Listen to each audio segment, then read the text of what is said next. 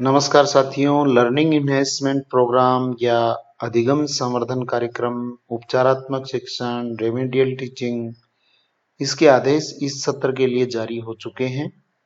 तो इससे कक्षा 9 से 12 में अध्ययनरत विद्यार्थियों को फायदा होगा। कक्षा 9 से 10 में अंग्रेजी, गणित और विज्ञान जैसे कठिन विषयों को रेमेडियल टीचिंग के माध्यम से पुनः उनको रिवाइज करवाया जाएगा। अगर पद रिक्त हैं तो बाह्य व्यक्तियों को भी रखा जाएगा।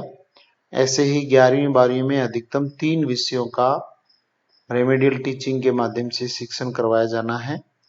तो किस तरह से करवाया जाना है, इसकी जो गाइडलाइन है, इसके बारे में आज हम बात करेंगे। तो सबसे पहली बात है कि इसके अंतर्गत 2 तरह की गतिविधियां होगी। एक तो उपचारात्मक शिक्षण और दूसरा वर्कबुक के द्वारा अभ्यास और अधिगम। वर्कबुक भी मिलेगी विद्यार्थियों को, उसमें थोड़ा समय लगेगा। वर्कबुक प्राप्ति के बाद में वर्कबुक द्वारा भी अभ्यास करवाया जाएगा, लेकिन उससे पहले उपचारात्मक शिक्षण करवाया जाना है। तो कक्षा 9 से 10 में क्या प्रावधान है, जिसमें नामांकित समस्त विद्यार्थियों का अंग्रेजी, गणित और विज्ञान विषय का, और कक्षा 11 से 12 में प्रति संकाय अधिकतम 3 विषयों, जिसमें विद्यार्थियों की आवश्यकताओं को ध्यान में रखते हुए विषयों का चयन होगा, और 60 घंटे प्रति विषय अनुसार उपचारात्मक शिक्षण करवाया जाना है। और 1 अगस्त से ही ये शिक्षण कार्य करवाए जाने के निर्देश प्राप्त हो चुके हैं।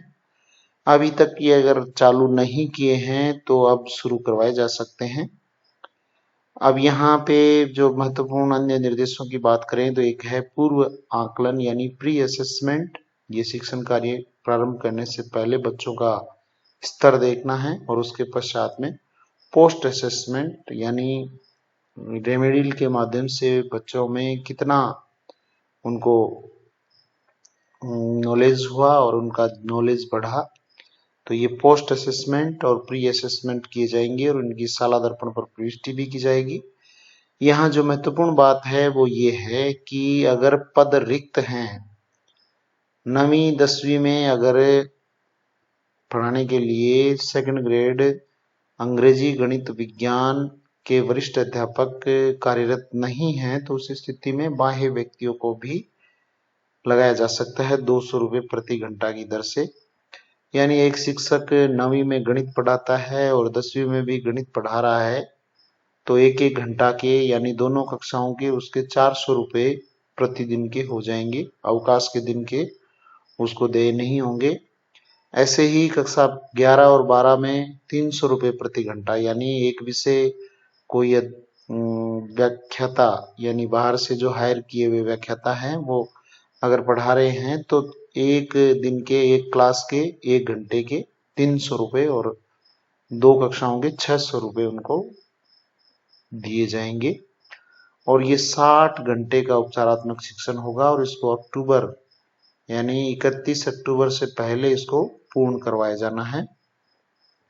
और उपचारात्मक शिक्षण हेतु विषयवार लगे बाह्य व्यक्तियों को जो उपचारात्मक शिक्षण समयावधि के उपरांत किए जाने वाले कुल वास्तविक शिक्षण घंटों की सूचना हो शाला दर्पण मॉड्यूल पे की जाएगी। ये मॉड्यूल विकसित किया जा रहा है, और इसके अलावा सहायक सामग्री के लिए भी यहाँ पे बजट का प्रावधान रखा गया है। 9वीं 10वीं दोनों क्लासेस के लिए 500 रुपये प्रति कक्षा, यानी दोनों के लिए 1000 रुपये की TLM, जिसमें पेपर रिम, फोटोकॉपी आदि है वो सहायक सामग्री के लिए परचेज की जा सकेगी। और ऐसे ही 11-12 में भी एक से अधिक संकाय की स्थिति में प्रति संकाय 500 रुपये एक मुश्त देय होंगे। और इसके अलावा यहाँ पे जो मुख्य दायित्व हैं वो जैसे जिला स्तर से दायित्व है वो कार्य पुस्तिकाओं को ब्लॉक स्तर पर पहुंचाने का है। ब्लॉक स्तर से दायित्व है वो मॉनिटरिंग करना, और जो जिले से वर्कबुक मिली है उनको स्कूल तक पहुंचाना। इसके अलावा ब्लॉक के जो कार्य हैं उनमें ब्लॉक स्तर पर कार्य पुस्तिकाओं का प्रभारी नियुक्त करना, ऐसे कुछ कार्य हैं। तो अब ये अपने को किस तरह से, अगर पद रिक्त है तो अपने को किस तरह से ये बाह्य व्यक्ति लगाने हैं, इसके लिए यहाँ पे आपको संस्था प्रधान के दायित्व बताए गए हैं।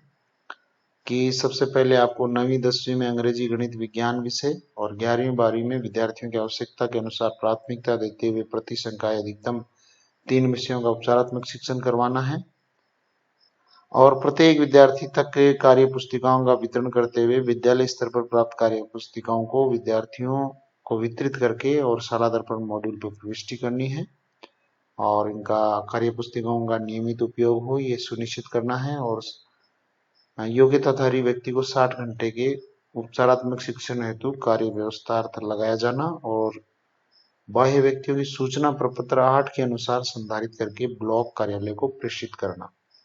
तो उपचारात्मक शिक्षण के लिए अगर आप लगा रहे हैं तो यहाँ पे आपको प्रपत्र जो यहाँ पे आपको लास्ट में मिलेगा ये भेजा जाना है प्रपत्र 8। इसमें आप ब्लॉक कार्यालय को सूचना देंगे कि हमने विज्ञान का 9th क्लास में पढ़ाने के लिए एक बाह्य व्यक्ति लगाया है, अंग्रेजी के लिए भी एक, गणित के लिए भी एक अगर पद रिक्त है तो। इसके अलावा 10वीं में भी ऐसे ही एक और एक पद रिक्त नहीं है तो शून्य आ जाएगा। कक्षा 11 में अधिकतम 3 विषय हेतु कार्य व्यवस्था अर्थ लगाएगी कुल व्यक्तियों की संख्या, जैसे 3 विषय में से 2 पद रिक्त है या 1 पद रिक्त है तो उसके हिसाब से यहाँ संख्या आ जाएगी और ऐसे ही 12वीं के लिए संख्या आ जाएगी और यहाँ पे योग आ जाएगा। ये सेम ऊपर वाली संख्या नीचे आ जाएगी। इस तरह की सूचना है वो ब्लॉक कार्यालय को भेजी जानी है, तब वहां से स्वीकृति होगी और आप है वो टीचिंग का जो कार्य है वो बाह्य व्यक्ति से करवा पाएंगे। तो ये था रेमेडियल टीचिंग या उपचारात्मक शिक्षण या हम कहें लर्निंग इनहेंसमेंट प्रोग्राम। तो इसका भुगतान है वो भी SNA के माध्यम से किया जाएगा। तो ये सारा इसके बारे में इसकी जो गाइडलाइन है आप टेलीग्राम चैनल से भी प्राप्त कर सकते हैं। Thank you very much.